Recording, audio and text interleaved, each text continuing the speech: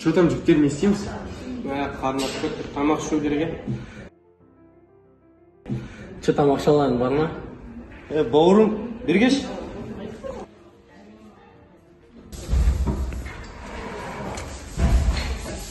Че там, братишка? Киім бар ма? Жоқ. Тауып алсақшы. Рас айтам, менде жоқ. Қалай жоқ? Қалай жоқ? Анау тамаққа қандай дейді. Все, жарек, барайық.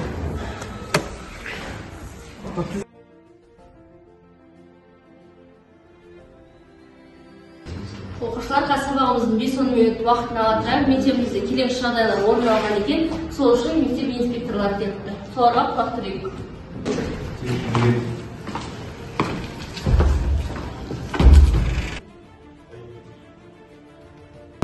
Құрметті оқушылар, кеше біздің мектебімізде келеңсіз жағдай орын алды.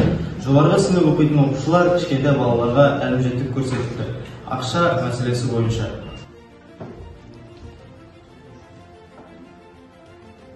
Мүмкін сіздердің араларыңызда біреу мойындағысы келетін шығар. Мадиарға жеке жақындап айтсаңыздар да болады. Бұл сыныпта отырған балалардың арасында саған тиіскен балалар бар ма? Көрсетіп жүрсе? Жоқ.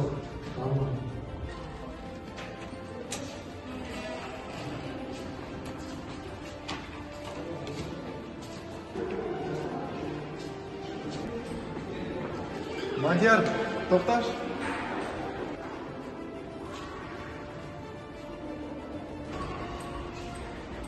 Бауырым, жаңа асханада болған жайтқа айып етпе. Менен ол сен ақшам. Кешірім сұраймын, балаларыңыз.